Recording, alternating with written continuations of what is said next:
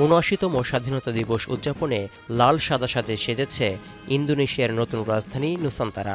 জাঁকজমকপূর্ণ আয়োজনের মধ্য দিয়ে নতুন রাজধানীর নবনির্মিত প্রেসিডেন্সিয়াল প্যালেসে প্রথমবারের মতো হওয়া এই আয়োজনের সাক্ষী হতে এসেছেন ১৩০০ আমন্ত্রিত অতিথিসহ হাজার হাজার মানুষ।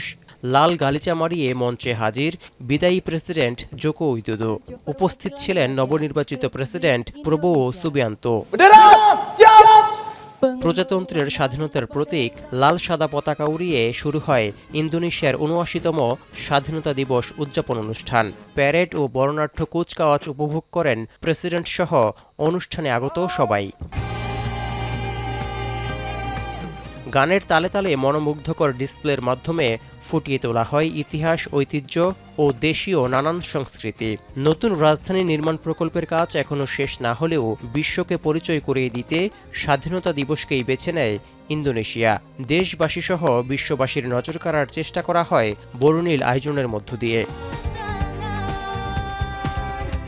অতিরিক্ত জনসংখ্যার চাপ ও বায়ুদূষণের কারণে গেল কয়েক বছর ধরে বিশ্বের সবচেয়ে দূষিত নগরীর তালিকায় উঠে আসে ইন্দোনেশিয়ার রাজধানী জাকার্তার নাম।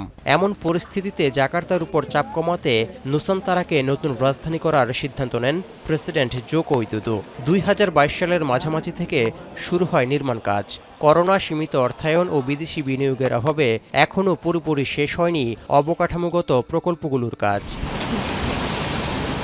প্রেসিডেন্ট হিসেবে অক্টোবরেই শেষ হচ্ছে জোকো উইদোদোর মেয়াদ, আর তাই অনেকটা তাড়াহুড়ো করেই $৩,৪০০ কোটি ব্যয়ের নতুন এই রাজধানীতে আয়োজন করা হয় এবারের স্বাধীনতা দিবসের আনুষ্ঠানিকতা। আগামী অক্টোবরেই জোকোর স্থলাভিষিক্ত হবেন নবনির্বাচিত প্রেসিডেন্ট প্রবোও সুবিয়ান্তো। তৌহিদুর রহমান, এখন বিশ্ব।